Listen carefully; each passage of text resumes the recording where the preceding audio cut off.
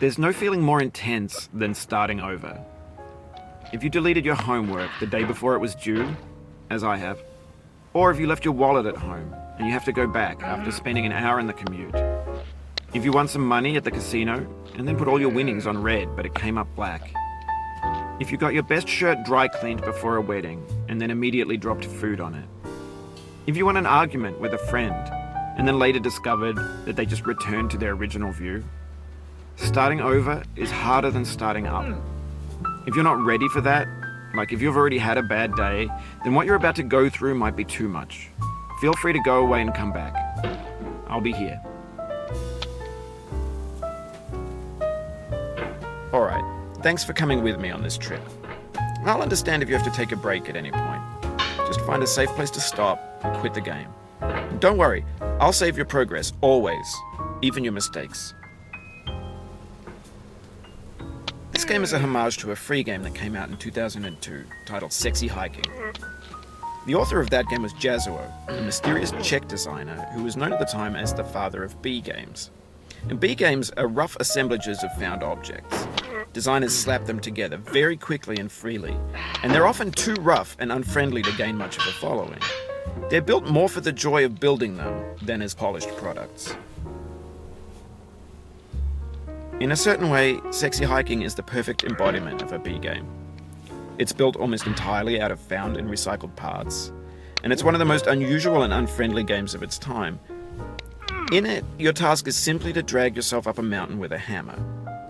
And that act of climbing, in the digital world or in real life, has certain essential properties that give the game its flavor. No amount of forward progress is guaranteed. Some cliffs are too sheer or too slippery. And the player is constantly, unremittingly in danger of falling and losing everything. Anyway, when you start Sexy Hiking, you're standing next to this dead tree that blocks the way to the entire rest of the game. It might take you an hour to get over that tree, and a lot of people never got past it. You prod and you poke at it, exploring the limits of your reach and your strength, trying to find a way up and over. And there's a sense of truth in that lack of compromise. Most obstacles in video game worlds are fake. You can be completely confident in your ability to get through them once you have the correct method or the correct equipment or just by spending enough time. In that sense, every pixelated obstacle in Sexy Hiking is real. The obstacles in Sexy Hiking are unyielding, and that makes the game uniquely frustrating. But I'm not sure Jazuo intended to make a frustrating game. The frustration is just essential to the act of climbing, and it's authentic to the process of building a game about climbing. A funny thing happened to me as I was building this mountain. I'd have an idea for a new obstacle, and I'd build it, test it, and it would usually turn out to be unreasonably hard. But I couldn't bring myself to make it easier.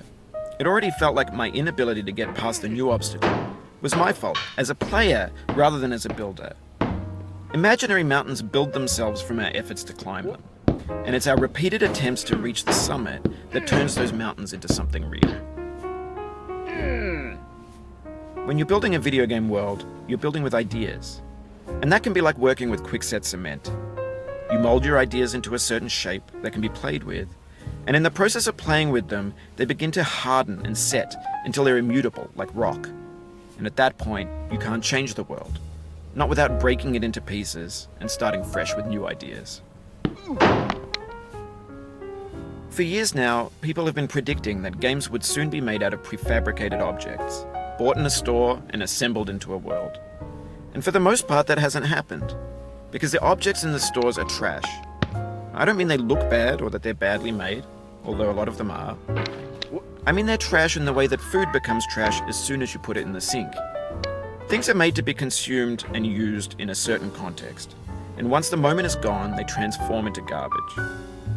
In the context of technology, those moments pass by in seconds. Over time, we've poured more and more refuse into this vast digital landfill that we call the internet. It now vastly outnumbers and outweighs the things that are fresh and untainted and unused. When everything around us is cultural trash, trash becomes the new medium, the lingua franca of the digital age. And you can build culture out of trash. But only trash culture. B games, B movies, B music, B philosophy.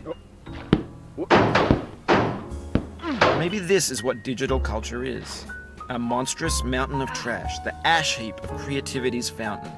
A landfill with everything we ever thought of in it. Grand, infinite, and unsorted. There's 3D models of breakfast, Gen X's fanfic novels, scan magazines, green screen Shia LaBeouf, banned snuff scenes on Live Leak.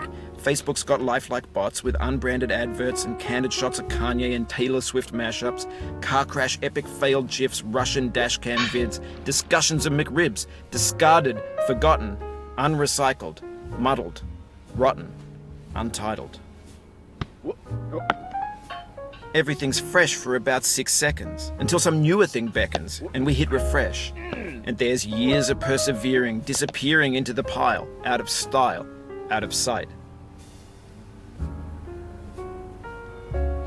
In this context, it's tempting to make friendly content that's gentle, that lets you churn through it but not earn it. Why make something demanding if it just gets piled up in the landfill, filed in with the bland things? When games were new, they wanted a lot from you. Daunting you, taunting you, resetting and delaying you. Players played stoically. Now everyone's turned off by that. They want to burn through it quickly, a quick fix for the fickle, some tricks for the clicks of the feckless. But that's not you, you're an acrobat. You could swallow a baseball bat.